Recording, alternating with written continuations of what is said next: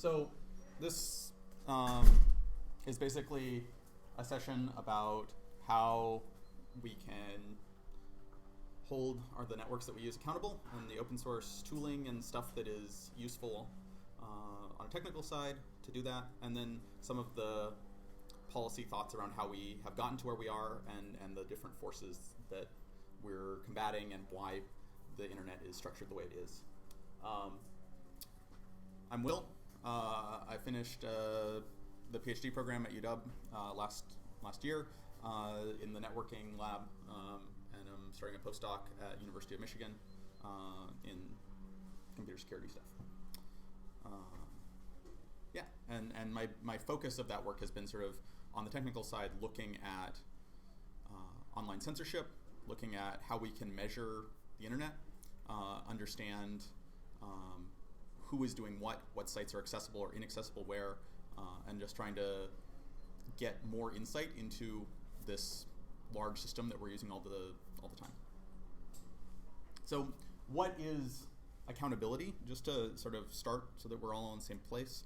I think we all have sort of like had this thought of there was this whole SOPA thing when we were successful maybe, where the whole internet community sort of had this online protest. We really got behind it, called our representatives, and managed to prevent a set of laws that would have added additional regulation and additional restrictions on user-generated content and on what was online, and were able to sort of shift the public opinion in order to cause those not to get passed.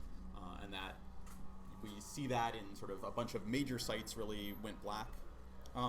We've also had success in sort of having this grassroots accountability against companies, right? So when someone like Facebook or Google starts doing things that are really out of line with societal norms, you see these backlashes of public pressure on these companies forcing them to change policies.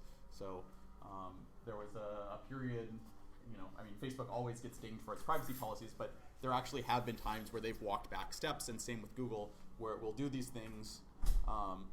People will get mad and say, well, actually, that's really limiting the way that I'm using these services, and then you'll see that changing. And so the question is, how do we maintain our ability to influence these norms, and how do we keep this internet that we all enjoy and use something that is conducive for our free open source environment, so that new projects can show up. It stays sort of this democratic thing that is for the users, as we continue to head down this road where all of the money is coming out of companies, and we have really more and more this dialogue between corporate players and governments, and the users are sort of being sold to somehow. And that's sort of, I don't know, the context here. So I want to start by spending a little bit of time talking about the regulatory landscape, focused on the US, but looking at sort of what all of this FCC stuff that we've heard in the news is actually sort of looking at, and then more specifically what is happening at a local level. So you've got a bunch of individual cities like Seattle and Tacoma and so forth who are then trying to have these laws on internet ISPs as well, in place of what they see the FCC not doing. So we'll talk about that. Then we'll move into sort of the meat technically, which is these projects for measuring what's actually happening so that we can respond to them. And then we'll finish by how those different pieces fit together and how we use these technical things to then come back to the policy side. Cool. And I'll leave some time at the end for questions. Feel free to interrupt if you want more detail on anything, or if there's anything else that I'm missing. I think this is meant for you guys to get something out of this, hopefully. So if you feel like you're not getting something, please make this for you. Cool. So what are the different pressures? So we've heard a lot about the FCC, right? This is the Federal Communications Commission, is this regulatory body that is somehow in charge of the internet as we use it in some sense. What does that really mean? The FCC has sort of a pretty broad mandate. One of those pieces of what it does is consumer protection. So it is meant to somehow set these regulatory things on our ISPs and carriers, but also on mail delivery and on a bunch of physical world things that happened earlier. So TV, radio, all of these other types of communication. The FCC is charged with basically having this environment where multiple people are able to compete fairly, dealing with sort of consumer rights at the same time, so making this a thing that isn't just a monopoly that wins. And so they get sort of the ability to fine these companies for not complying with regulations that they set. You know, when you think about the bread and butter of what the FCC's been doing, it's these like spectrum auctions and figuring out what part of these constrained resources, like the RF spectrum, different companies and technologies get to use. So when you get into broadband internet and things that are using like cable, that are using these landlines, it's less of a constrained environment in FCC's sort of traditional bread and butter thing. So they've been hesitant to say, you know, do we regulate this in the same way? Because it's not that multiple people are trying to use the same RF space and competing with each other directly. It's more, well, us Comcast, we laid all these cables and we're using it, and you could also lay your cables, is sort of this other argument of, well, this is constrained in a different way. At what point do we say, well, these local governments have given you monopolistic like cost concessions such that you were able to do this cheaper in order to blanket everyone, and so now you are the common infrastructure, and like telephones before, we're going to say you need to let other people use this infrastructure that is now a public service. So this is sort of the debate we're having. We've seen a lot of, I don't know, very scared and scary articles in the news recently about how the FCC is going to undo net neutrality, that we're losing this. And so this is focused on a couple things. In 2015-ish, we saw regulation out of the FCC saying that they were going to start having broadband internet classified as a common carrier. So what is a common carrier? This is this sort of definition that isn't, there's no like one place you can go that just is like, this is what a common carrier is. Instead, it's like a bunch of different court rulings for the last 100 years, starting with packet transit of, okay, so we've got USPS, and now we've got these things like FedEx coming in, and they're also going to do package shipment. They're going to allow packages to be shipped from anyone. And so what sort of regulations do we need to put on these new companies? Because if we just sort of let them do it, they'll take the profitable segment of USPS, right? They'll deal with these high value packages, but they won't deliver to the rural areas because that's expensive and not worth it. And so what we'll end up with is USPS not making any money and failing, and then we end up with worse infrastructure. So at some point these things grow big enough because there is this value to be made, and they are getting the value out of this segment of the market, and the government needs to say, well, we need you to play fair, and so we need you to also let us, like, you know, have regulatory concessions so that we still get these things that we want for consumers, like ability to deliver packages everywhere. So there's a couple things that come out of that. One of the ones that we are seeing sort of being the crux of this net neutrality thing is that anyone is allowed to deliver, to sort of put packages into the system at the same cost. So if FedEx becomes classified as a common carrier, it means that USPS can also ship packages over FedEx if it wants, right? And FedEx can't say, well, you're our competitor, so we're going to charge you 5 times as much. That they have to allow, not based on who it is, everyone gets to use you. And you can't sort of have this anti-competitive thing where other systems can't use you. So there's this interoperability. And now what we're seeing that be, you know, applied to in the internet context is, you know, you need to still let Netflix send its videos over your line even though you also have a video service. And so can you charge for different content providers more? It also basically says the users get to choose what they ship, so you can't look into it and say, well, you know, since you're shipping, you know, a typewriter, and we don't like typewriters because that's going to like cause digital things, we're going to charge more for typewriters. That the different contents of what's inside need to sort of not matter, right? The things you are shipping you can vary by weight or something like that, but you can't be like, well, this is like a business letter, so for business letters we're going to charge 10 times as much because we know that's worth money. That you are held to some sort of common levels of not being able to care as much about the contents or who it is, and you're doing this sort of for everyone as a basic service. Okay, so at play in this current FCC world is how much we want to regulate ISPs. And the reality is not the FCC gets rid of this common carrier definition and then suddenly your data is like wholesale sold by all of these companies for, to the lowest bidder. That's not necessarily what's going to happen. Probably it's not going to be what happens because consumers would be super mad, and when the company just internally is looking at that business practice, hopefully it doesn't make sense to them.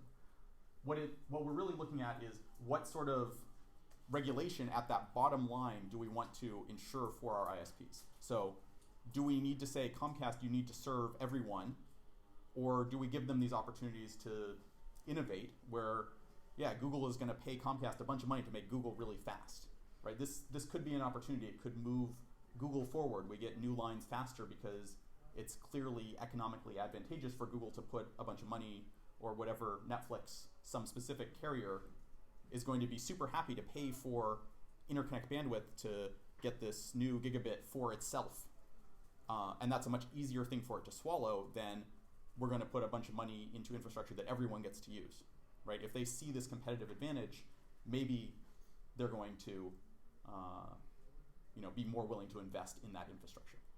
So this is the argument that the Republican side is making, right? This is the we should not regulate, the industry is going to regulate itself side, right? They're saying we're going to get some small percentage of these new innovative services that are going to be able to move faster because they get to without having to spread that out.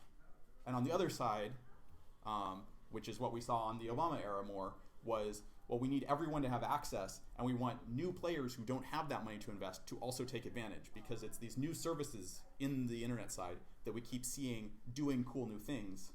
And the internet as this common platform means that they can have this equal platform and can then sort of quickly expand because they don't have to then relay their lines or pay some huge amount of money to the existing players. So this is the balance that we're trying to find is how much of that common ground we want to see on the internet. And right now we're seeing that the current FCC administration is rolling back the protections. And so some of these, like, we're going to likely see a reclassification away from common carrier pretty soon in this year. We already saw a Trump executive order in February that undid this thing about whether ISPs can sell user data. That was, again, sort of made to look very scary if you saw it. Basically what it was doing was near the end of the previous administration, they were scheduling these rules to go into effect, and now they will never go into effect. But it's not rules that we have had in the past ever either. So it's whether we were going to do that in this year or not, and now we're no longer going to put these into effect. So companies have always been able to sell our data, and now will continue to be able to sell our data, is the state of the world. Now, filling in that gap, a bunch of cities and more local provinces or like governments have said, well, maybe that was a good idea, and maybe we have leverage to do this instead of the full federal government. So if you look at Seattle, which is the location I am most familiar with, we have a bunch of protection things for consumers that as the local government has set up, it has entailed. So there is a cable customer bill of rights, which says that as a cable operator, you need to, be responsive to customer phone calls for support. And also that there's some privacy restrictions about you can't sell, what channels your users are looking at in specific ways, or use them in some ways. And a couple years ago, the Comcast franchise in Seattle got renewed for another 10 years, right? So this is, again, at the local level, doing something very similar to what I was talking about at the federal level. Seattle said, we will give you guaranteed lowest cost, so we won't let anyone else lay cable lines in the city for cheaper than you can. So if we let someone else lay their fiber and say, you can do this and we will charge you, $100 per block for digging up a street, and you can do that, then we have to also give Comcast the option to do the same thing. So Comcast gets sort of preferred customer status that we promise not to undersell you. In exchange, you need to comply with some regulations. And those regulations typically are access, of saying you need to be willing to provide service to everyone in the city. So you can't just do downtown, but if someone in South Center who's still in the city limits wants your service, you need to pay that more expensive cost to get them service too. Because we want all of our citizens in our city to have access to internet. And so what we're going to do is we're going to give you these concessions, like you can dig up our roads, or you can use the common telephone lines that are government-owned property, and we will charge you less. But in exchange, you have to be willing to serve anyone who wants your service. And so when you look at that negotiation of what they're trying to get, it's things like libraries all get $10 per month internet, and like senior centers will get this discounted rate, and we will have these low-income tiered buckets. These are the things that the city has traditionally been negotiating for, is getting access to everyone. Right? So again, are we expanding out and doing something that is less cost efficient for these providers? In the wake of this most recent FCC thing, Seattle passed a regulation saying, we are basically going to take the wording of that FCC regulation and we're going to apply this to our cable TV franchises as a thing that they have to comply with. So they need to obtain permission from their users before they sell any web browsing history. So if they're looking at what web requests are going over your pipe, they need to somehow get explicit consent from you. Who knows how that's actually going to happen, before they can sell this to third parties. So I have a question. So they can Seattle's trying to modify the existing franchise contract with an additional requirement that wasn't negotiated before?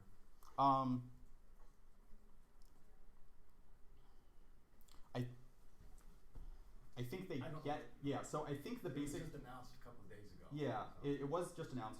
I think basically the deal is that they get some ability to do regulation authority as part of that franchise for people operating. And so they can have these new rules that they put in. It's not modifying the contract per se, like directly, where they need new signatures or something, but it's like you're operating within our jurisdiction, and we can have these penalties to fine you or say you're not in compliance anymore if you aren't compliant. But the companies that they have leverage over are these cable providers who are in these franchise agreements where they're getting something out of the city. So this doesn't apply to AT&T and Verizon and any of our cell providers who have built their cell towers on private buildings primarily, right? So when you look at how our wireless and cell providers are working, they'll go to these real estate developers and they'll say, you've got a pretty nice building, can we put a microcell on top of it? And that's a purely private agreement where the city isn't involved at all, right? Those national wireless or cell providers are primarily dealing with FCC only because they have spectrum regulations about airspace, but that's an agreement between them and the federal government, not between them and the municipalities. Okay. So the other thing that I think, okay, yeah. Do you know if the ISPs can deny you service if you don't let them sell your browsing history? Like hide it in their subscriber agreement, and you have to agree to the subscriber agreement in order to use their service? So I think in something like Seattle with this sort of thing, I think the expectation is no. I think the problem is when you get out to rural areas and places where there actually is this monopoly situation where there's one provider, you may find yourself in a situation where you either are paying this company that is going to do this or you don't have internet. And then you're in sort of a much harder position. I think in most of these municipality, more urban areas, we're unlikely to see this happen anytime soon because there is this competition and it's pretty clear to these companies that there is this degree of user feeling uncomfortable about having their data sold. So they're automatically opted out of selling. Right. So the city rules are saying by default you're opted out and you need to opt in. You need to consent somehow explicitly before we're allowed to do this. And this means more than you need to send us, the postcard within 30 days of starting service in order to explicitly opt out, right? That it actually has to be an opt-in process. So we'll see. Maybe that's a click-through as part of your sign-up that, you have to you just sort of keep clicking and oops. But for now, you're good. So the other thing that motivates these players is corporate liability. And this is a lot of sort of the other side, is the companies that are in this space don't want to get sued and don't want to have people mad at them. And so they think about this in terms of liability. And this is what causes us to get this more restrictive side of things not being allowed or things being sort of disincentivized, right? And so this is things like defamation, libel, slander. So if a newspaper posts something that is mean to someone, they could face a lawsuit. Or if Google has content on it that someone gets mad at, they could sue Google for hosting this content that they say is untrue about them. You've got companies worried about the government coming after them and doing investigations for terrorism or things of that nature, right? If I have, a chat program or whatever, and it gets used by people for nefarious purposes, I am at much more risk of someone now saying, you have all this content that is part of our investigation, you need to comply with our investigation, and that's expensive. So if you have a platform like Facebook or Google or whatever, you're going to try and shape your community norms so you don't have this problem in the first place. You're going to try and limit the content that you're accepting to not face security problems or copyright violation problems. This other one, SIPA, is the Child Protection Act, right? If you're have content that the government can say is targeted at children 13 or under, or you allow signups of users 13 or under knowingly, you now face a lot more regulation and scrutiny of what you're doing. And there's a bunch of liability that comes with that in the form of being able to be sued for showing inappropriate content to them, for releasing any of their private information for children. So if you get hacked, this is now a big problem for you because the government can take large amounts of money from you for losing children's information. A lot of how FTC, Federal Trade Commission, and these consumer protection agencies have sort of gone after a bunch of internet services traditionally has been under the SIPA Act because it is very strong. So if you have a service and we can show that children are using it, then you get to be held to a much higher standard. And so if you do other things that we don't like, we go after you with SIPA and say, you aren't doing a good job of protecting children, shape up, pay us a bunch of money. So this gets used as a stick some. But these are the things that cause us to have a much more restricted space online, right?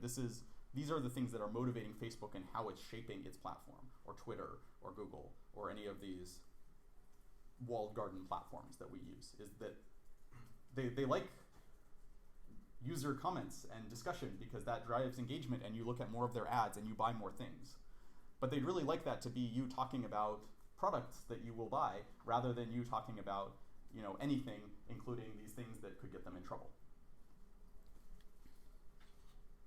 So there's a lot of incentives against neutrality and allowing users to talk about whatever they want, right? For the companies, this is about getting money. How do they maximize revenue? Well, they maximize revenue by showing you things that are expensive or that they make money off of, like videos and traditional media streams. And if you don't have neutrality, then these big players who have the money to pay ISPs more, they're pretty happy about this too, right? So the ISPs are happy because they get less regulation. They don't have to go out to all of these places as much. The companies are happy because, as Netflix, I've got the money to pay for that top tier, and now someone new can't come and easily compete with me.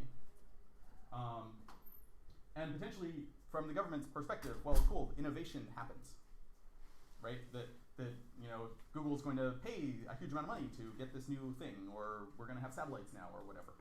So there's a bunch of incentives that are pulling us away from a neutral internet at all of these different levels, from that consumer walled garden space, and then from the ISP space.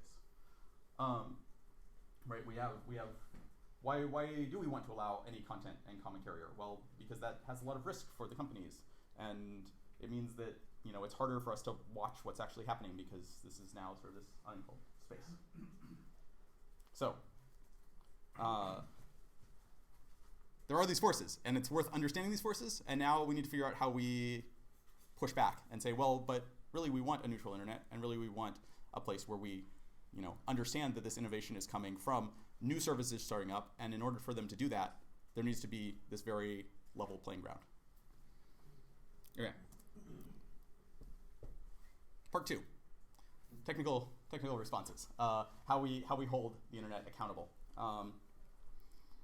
So I'm going to talk about 4 different technical projects that are going on that monitor different parts of the internet and that provide accountability and let us see what is actually happening. And this is at a technical level because one of the things that is, I think, proven useful is being able to talk about this stuff from a point of having data. If I am just arguing about policy and saying, well, that's bad, it's really a lot harder to have that, to win that argument because from this previous side, we've just seen that there are pretty reasonable arguments on both sides. And it's really sort of this someone trying to think about, well, okay, which of these seems like a good way going forward? If we have data to throw at it and say, well, look, when you do this, it goes down, that's a thing that's much harder to argue with. So the first thing I want to talk about is a project called OONI, the Open Observatory of Network Interference. This is a project affiliated with Tor, the anonymity network, and is looking specifically at online censorship. So can we find the technical infrastructure that is blocking content? Can we watch where that is around the world? Can we see what it is blocking? This year they came out with mobile apps for Android and iOS. You can download this, it's called OONI. And basically you run it and it tries a bunch of web requests and it looks for a few things. It looks for, are there proxies that are obviously watching the content that you're accessing? And so for typically not ISP level, but for coffee shop or corporate proxy. So if you're within a corporation, a school, one of these smaller organizations.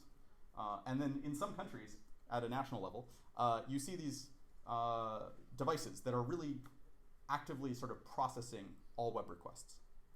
So whenever I make a request, this box sort of looks at the contents of the request I'm making and then forwards it on. And if you make weird requests, you can notice that the request you made that the server saw is slightly different from the request you actually made. And so it's looking for these. It's doing speed tests to see how fast of a connection you're getting to different places. And it looks for specific websites that don't load, that should load. And so they've got a list of websites that are considered sensitive sort of in different places around the world that they'll ping and see if they can connect to. This is sort of their web console where you can tell, for common things like a WhatsApp or for vanilla, for these proxy systems, do they work? And you can go to their website and then see where they see instances of censorship. So, a bunch of countries are actively blocking content. This is more sort of that, I think the last round of internet freedom where we were looking at, the traditional China is blocking things and, Russia is blocking things, and we've got our West free world versus these censoring repressive states. And I think the battle that we are fighting now is a different one, and these tools are trying to catch up to that.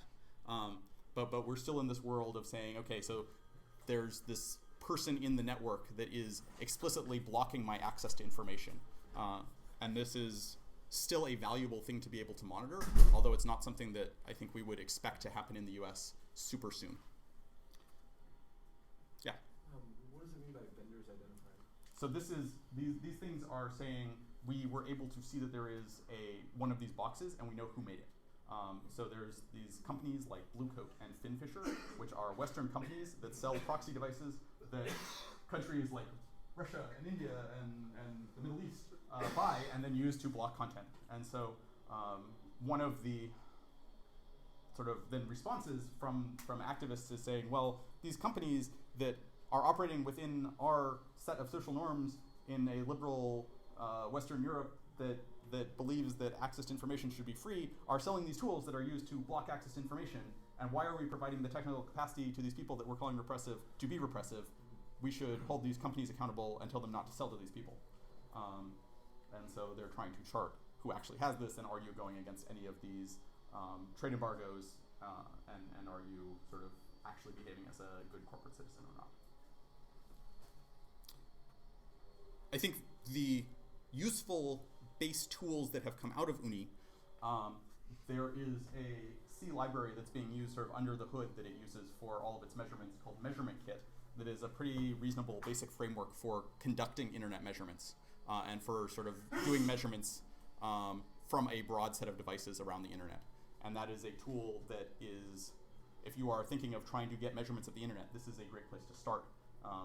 Because adding modules to that to measure new things means that it can sort of then get adopted by a lot of existing users. There's also a URL list that sort of is maintained by a group called Citizen Lab, which operates out of University of Toronto. And that is basically the list of what websites maybe are on the verge of being blocked or manipulated by different governments. So it has basically segments for each country. And it is an interesting place to look at of what are these sites that are sort of on this edge where we're watching for them as test cases. And it ends up being sort of a hand-curated list by a bunch of political scientists of, well, gay rights is an issue in this country, so we're going to have a couple, pretty vanilla like sites in that range, or it's pornography, so we're going to have, some softcore porn sites in this country that we're watching to see if these get blocked. It's an indication that policy is changing. Cool. Satellite is a project that I worked on as part of my PhD. This is looking at specifically do websites resolve and where do they resolve to. And so you're able to see a couple things. You're able to see, this is in Iran, how many websites are blocked over time from outside. So I've got a single server running at University of Washington, and it has this sort of graph for a bunch of different countries. And the interesting thing that you get out of this is two things. One is I'm not putting people at risk. There's no one in Iran running measurements, which is nice. But that's purely on the censorship side. The other thing that's interesting is you get the sense of where are people located, running. So for Google, where are Google's servers? Where has its CDN expanded to, and who is it peering with? This is a nice thing to know. And so we want to watch companies where they physically are and where users get to see them. And so this is now, I think, still looking more at the worldwide internet. So this question that sort of, I think, goes back to local more is if Facebook expands into China and is complying with Chinese policy to take down things, they're now accepting not only the restrictions and regulations that they're getting from the US, but also the restrictions and regulations they're getting from China or from Turkey. And you see this sort of calculus of the companies that are now, for the broad media platforms that we're using regularly, are mostly international. They have to make these decisions about content not simply under a US law and regulation system, but under 200 different regulation systems from all of the different countries that have users and apply pressure to them. So it's really interesting to watch, okay, so Twitter suddenly now has servers in Turkey, and guess what? They've also started to remove a bunch of tweets from Turkish users. Watching them remove the tweets from Turkish users is pretty hard because it's within their walled garden, and they will rate limit you, especially with things like Facebook where it's not public.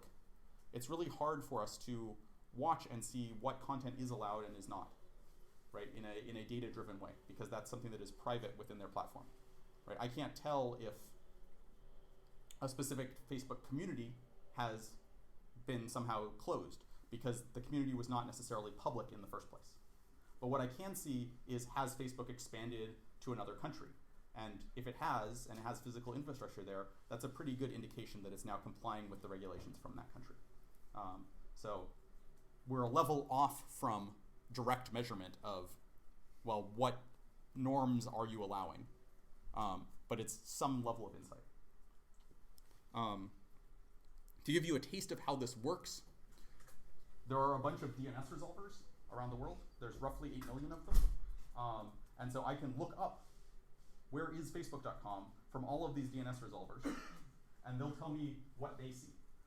So I find a DNS server in Turkey, and I say, hey, you, tell me who Facebook is, and it will say, oh, it's this IP address, and I can look at where that IP address is, and then I can figure out, okay, so people in Turkey probably see Facebook at this IP address.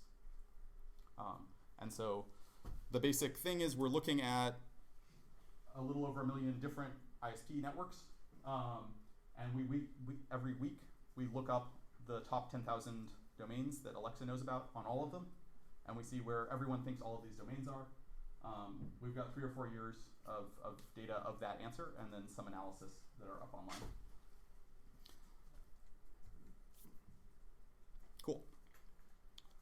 The third project is a thing called Measurement Lab, or MLAB. This is a collaboration between a bunch of people at Google and a bunch of people at Open Text Institute, which is this weird policy group. And it is specifically trying to get better speed data and look at net neutrality. So we're going to now look at this, are we getting this level playing field in terms of speed for different services? The basic argument of why we need this project is when I go to speedtest.net, what am I actually looking at, right? I get 50 megabytes. Great. What does that mean? Well, speedtest.net, it turns out, is this company that has servers that you are hitting, and those servers are owned actually by your ISP. So Comcast has said, oh, hey, Speedtest, we're happy to host your speedtest.net servers, and we'll put them in Comcast. And so you get 50 megabits per second from your house to your ISP. But does that really mean that you get 50 megabits per second from your house to the website that you're going to? Well, maybe, but not necessarily. And so a study that came out in 2015 by them called the ISP Interconnection and its impact on consumer internet performance was saying that it's really the place between the ISPs that is the bottleneck. The reason why my internet might be slow is not from me to Comcast. That's going to be fine, probably. They've got a big enough pipe there.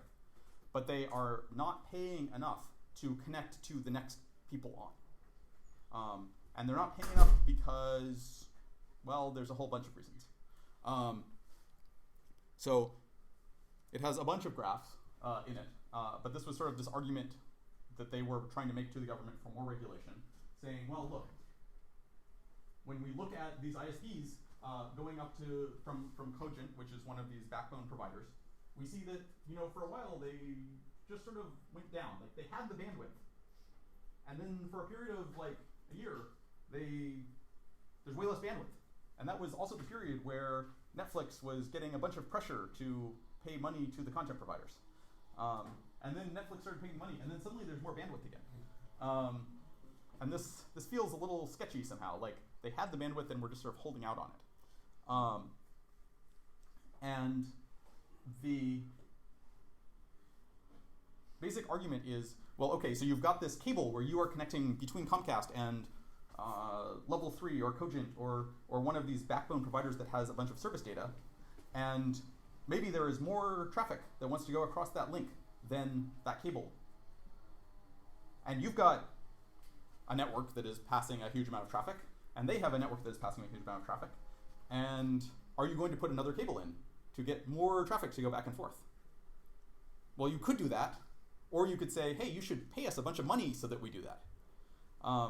And it turned out that a bunch of consumer ISPs have been, so the Comcast and Time Warner Cable and whatever of the world have been pressuring these companies and saying, hey, in order for us to build out this infrastructure that's expensive for us, you should give us a bunch of money. And the content providers like Netflix and Facebook and whatever are saying, well, no, this is not the way we've always done it. The traffic both ways is about equal, and so this should be the traditional free pairing agreement where neither of us pay money to each other, and we just keep putting in cables because we have more traffic. But the traffic's going both ways. Like, people want this, they're paying you. Our people are delivering the content and are paying us. We should be interconnecting to keep the service up. But the arguments from Comcast and people is, well, our eyes are very valuable to you. You are making money off of, your customers are making money off of our customers and clearly want the bandwidth, so you should give us money. And that continues to be this debate. But Measurement Lab is putting servers for speed tests at these interconnection points and on both sides and trying to do speed tests to something further away than your local ISP so that you understand the speed not into Comcast, but the speed across Comcast to the next hop. And so things like the OONI speed test are using their servers, a bunch of sort of the next generation of speed test that you use. If you use Netflix's fast.net speed test, you're now hitting servers that are sort of past your local ISP and getting a sense of what is your internet speed, not into your ISP, so not like that link from your home to the cable company, but your link actually to some service provider that you might want that is further away. And this has been, I think, a useful thing to understand from a policy side, right? That this is a problem. And you can also understand why this is a Google-driven process, because YouTube is a lot of bandwidth, and Google would really like to put pressure back on the ISPs to say, well, hey, we shouldn't necessarily be paying. We should keep this free peering thing. Look, it's these bad cable companies like Comcast that are trying to charge money and are holding out on putting in these cables so that you can get YouTube. And the answer shouldn't be, us Google have to pay Comcast. The answer should be, we should have some regulations where Comcast has to like put in these cables for free for us. Cool. The fourth thing is Teardrop. You've probably heard about this. This is a leaking platform for whistleblowing that is run by a bunch of newspapers. And it's also open source, like all of these. And I think the thing that is interesting is we are learning a lot about proposed laws and about sort of trade processes through whistleblowing, right? Like the way that we are preparing our community responses to things like SOPA and to changes to neutrality laws and able to have demonstrations against them is not by like seeing them when they actually get proposed, but by seeing them a couple months earlier when someone leaks them to the press and the articles actually come up in time to prepare a response. So having this back channel to learn about these things earlier seems to be the way that you get public comment on regulation at this point. Like this over the last couple of years seems to be the new normal of the way that the public like gets to have its angry reaction in a way that sets policy in a proactive rather than responsive way is through a whistleblowing process, which is weird. It feels a little messed up, but seems to be the reality, right? And that would be an indication that maybe we should work on these tools and make sure that they are, you know, working and plausible to use so that we can maintain this civil discourse. Cool. So, how do we take tools? How do we then do something useful with them and go back to shape policy? So taking this around. The things that we learned from this first generation of internet freedom, from looking at repressive countries. Censorship today typically has a legal basis. So when I look at China and say, you are blocking all these websites and that's like a repressive thing, they'll say, no, look, we've got this all written out, it's totally legal. Like, and there's very little blocking of content or manipulation content or sort of limiting foreign access to things that is somehow illegal or that we're going to call out and say, look at this, you're doing this horrible thing. And the regulators will say, yeah, it's regulated. This is policy, like we voted on it. This is cool. What's the problem? And so we need something more than just sort of calling this out to shape that. Censorship and these restrictions around the world are much more often implemented by private actors, right? When I can't get to something, it's not because of some server that a government is running that is blocking the access or slowing it down. It's because Comcast or someone has decided that this isn't in their interest, right? The reason I can't get to Facebook, to see, pornography is because Facebook has decided I can't see it. right? It's not the government blocking this because of some social norm that they have. It's Facebook deciding they don't want to put up with the liability and risk, and therefore just deleting it proactively before they get any complaints from the government. Political speech is going to continue to be one of the main triggers where you look at new stuff happening, right? We've seen this play out in our election and hacking, and now a counter sort of push towards free press, right? We're maybe doing criminal charges against WikiLeaks. Stephen Colbert is now being investigated for joking about Trump. We're going to continue to see political speech as sort of the place that we're testing this, because this is the battleground for political stability, which is something that's very important to a bunch of countries. And then I think the final point that is pretty clear is that when you look at these walled gardens, the Facebook, the Twitter, the Instagram, whatever of the world, it's much harder to understand what they're actually blocking, right? They'll give you these sort of fluffy statements about their community norms and what sorts of content are okay. But if you want to actually understand from a data source what they're actually doing, like what content actually is getting taken down, that's something that they know and aren't going to tell you, right? I don't know how many tweets Twitter has deleted. I don't know how many posts Facebook has deleted. What does it mean for Facebook to have even deleted a post? Because Facebook doesn't delete posts. Facebook just makes the post not seen on other people's walls, right? I still have posted it. And maybe if I look at it, I can still see it. It just didn't show up on my friend's stream because their machine learning algorithm decided it was not a thing that would get you to look at it and look at their ads. So there's these very weird gray lines that are very hard for us to have any accountability of, well, but that was actually an important thing, and so maybe you should have shown that because I cared about it. These lines start to get very gray, and we have very little insight of the discussions that we want to have being somehow manipulated. So I'm basically done, but let's finish with sort of what we want to get out of this and how we might want to do that. So how do we keep the internet a place that is conducive for new free open source software involvement, where new projects can show up, where we get reasonably low prices as consumers, and where we can express the ideas that we want in a sort of community way? Is the strategy to have these sort of big campaigns where we get everyone on board and set regulations? I think that's part of it, right? We have had a lot of success with grassroots campaigns, like I was saying at the beginning. And if we think about ourselves as the community that is not only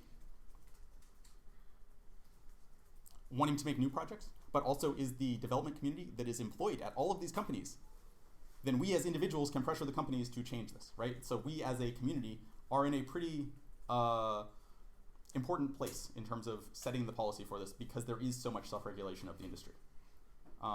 And you have seen that, the blackout by Google, where they showed this on their main screen against SOPA, was not because Google decided this was in Google, the company's interest. It was because all of the employees at Google said, we really don't want this. Google, the company, because we, the employees, don't want this, you need to do this. So there's a big movement right now called Tech Solidarity that came out of Pinterest, where a bunch of Silicon Valley companies are trying to say, well, look, we need to do something about this in a self-regulated way because no one else is doing it for us. And maybe that gets us somewhere. As individuals, I think there's a bunch of things we can do. Collect measurements, so having data, watching for things changing technically and yelling about them so that more people can go on and look and say, well, this changed and this is bad. We need to actually understand technically when neutrality gets violated so that we can actually have that in a responsive battle rather than 2 years down the line trying to argue, hey, what you did back then was bad. As individuals, adopt journalists, so find journalists who are writing about this stuff and help educate them. It's pretty easy. If you email them, they get very excited because they also want technical people to answer questions and interview and so forth. Call your representatives. If you fax them or call them, they actually get very excited because that's how they communicate. Email doesn't work quite as well. And then as a technical community, we can build the services and get our users invested, and that's then how you cause this to grow, right? Is that we have communities, the communities care. Now there's many more people who care, right? We as developers and as this community of technical people have the ability to force multiply our impact by involving the people around us. And then for neutrality specifically, use VPNs, encrypt your traffic, make it hard for them to differentiate. Then it's less valuable for them to do shitty stuff. Cool. We've got like 5-8 minutes for questions if people have other things they want me to talk about. I think we're all waiting. Like, I don't want to be that guy who monopolizes his time. People probably have better questions than me. Go for it. Be that guy. Oh, that guy. Oh. I hate VPNs. Like, I love the idea of VPNs, but it's taking money that didn't go to anyone, and now it's going to someone who like willfully violates the law in the country. Okay. So for a long time, the argument against music piracy, in the 90s, was that it's funding terrorism. That's not funding terrorism. It's funding nobody, and kids get to listen to music. But with VPNs mixed in, now it's funding somebody I don't know who is blatantly saying, let's dodge the laws. So I think this is true in two ways. So VPNs, should we actually use VPNs? What does that mean? There are a lot of sketchy VPNs in multiple ways. I think there's this, I don't know if it's a new wave, but the thing I would recommend for VPNs is there's these things like Algo, which are basically grab some cloud machine somewhere in the cloud that's closer to the core of the internet and doesn't have a consumer ISP that's messing it up. Get a VPS there and send your traffic there before it goes out to the rest of the internet. And it'll be pretty fast because these cloud services are meant to be pretty fast. And you're now not trusting some sketch VPN, you're trusting whichever of these big cloud providers it is that you're paying a pretty small amount of money for, and you can share it, right? For my $5 a month DigitalOcean or Amazon or Google or Microsoft VM, probably 4 or 5 people can use that same connection. So I can share it with family and friends, and I get $1 or $2 amortized per month as opposed to 5. Can you spell that out? ALGO, Algo, is. I think if you search for Algo VPN, you will find this. This is basically a piece of software that says, here is a guide for how you sign up for Amazon and upload this image that has OpenVPN running on it, and here's how you then connect your phone and your computer to use your VM. So trying to make it easier to do that setup. Just two things where I think it's a very good presentation, but I think two things you were showing maybe are a little more gray than what you were indicating. Yes, sure. So for example, when you're talking about private actors versus state actors, and you're saying it may not be the state that's doing this, it may be Facebook or Google. And I would dispute your dichotomy because I'm not sure that there are bright lines dividing these entities because your state and your large corporate actors are probably smudged. Yes, absolutely. And it's very, very gray, and it's kind of misleading to say that this is a private actor doing this versus the state because they're all more or less all together. And the second thing I wanted to point out is it's also not quite that simple on the censorship thing because if I were to take it back historically, way, way back, and let's say the Trojans put in an ordinance during their siege by the Greeks, and they say, we don't want any non-domestic art permitted inside the walls of Troy. And the Greeks say, well, we'd really like to bring in this, we have this horse we'd like to bring inside your walls, and this is just a form of art. And they say, no, we are making sure we don't have this kind of art coming in. And the fact of the matter is that it is a Trojan horse. That this thing that's being brought in, just like some things that are being put out into foreign countries are in fact propaganda, or they are intended to be subversive, and they are directed at China or at Iran or at other places or at us. And so it's very, very difficult to simply say some things, all of this is censorship, whereas in fact it may be protected, because in fact what's being censored is in fact aggressive. I don't know. I'm just hypothesizing based on what you can just glean from everyday living, that things are not quite that simple. I think that's totally true. I guess I think there's two things, right? So on the is this company versus is this government, and how intertwined are they? I think the point that is worth remembering and being aware of is when we are putting pressure or trying to change policy, it's not purely one or the other, but we need to be thinking about both of these and what motivates them. So if you're looking at strategy for how do we get Facebook to open up, and like let me download all my data or make some open platform, this isn't going to be, you know, is this going to be I pressure the US government to say this now needs to be a regulation that your companies comply with? That seems pretty Herculean. Maybe I target Facebook directly and say, look, your policy's bad, because then their lawyers are going to talk to the government lawyers and figure something out. And so you can put the pressure on the companies or you can put the pressure on the government, and you just need to figure out which of these you have better leverage and better arguments against. But both are, there's definitely a negotiation happening between those two players, at least, and you need to figure out how that negotiation happens and then counter pressure. And then on censorship, yeah, absolutely. There's national security bases, right? There is a reason why this is happening. It's not just to make us unhappy or to keep us from, you know, enjoying good things. I think the